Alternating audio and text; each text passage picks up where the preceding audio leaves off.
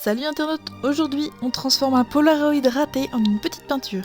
C'est un défi 2 en 1 puisque d'un côté nous avons la récupération de Polaroid complètement abstrait et de l'autre un défi qu'on m'a lancé personnellement, c'est-à-dire de reproduire à la peinture une scène tirée d'un film de Ghibli. Ghibli. Ghibli pour les puristes. Mais c'est pas tout, parce que cette peinture elle est un petit peu spéciale.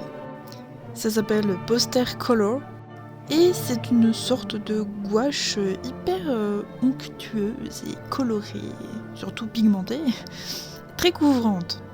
Et on m'a dit que c'était typiquement la peinture qui est utilisée pour créer les films Ghibli.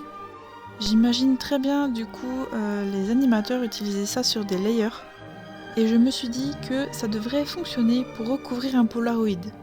J'ai donc fait le test en recouvrant un Polaroid d'un fond bleu et après séchage, c'était nickel. Donc, let's go! Par contre, fait assez surprenant, des jours après la première couche de peinture bleue, quand je suis venue faire un petit croquis avec de la peinture beige par-dessus, les deux couleurs ont commencé à se mélanger par endroits.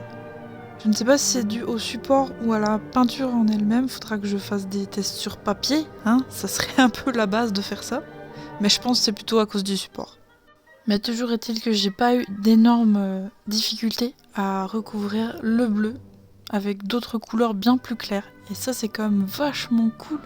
C'est pas avec toutes les peintures qu'on peut faire ça quoi.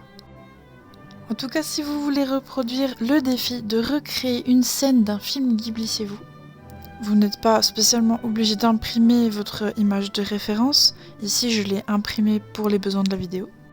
J'ai choisi évidemment le film qui me remonte le moral à chaque fois que je déprime. Et j'ai choisi une scène très particulière avec Haoru enfant. Mais je n'expliquerai pas plus que ça parce que peut-être parmi vous, il y a des gens qui n'ont jamais vu le château ambulant et je vous le recommande très très fortement. Oui, parce que là, clairement, si je vous dis ce que c'est un gros spoil.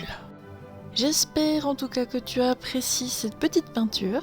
Et dis-moi dans les commentaires quels sont tes personnages préférés du château ambulant. Des bisous!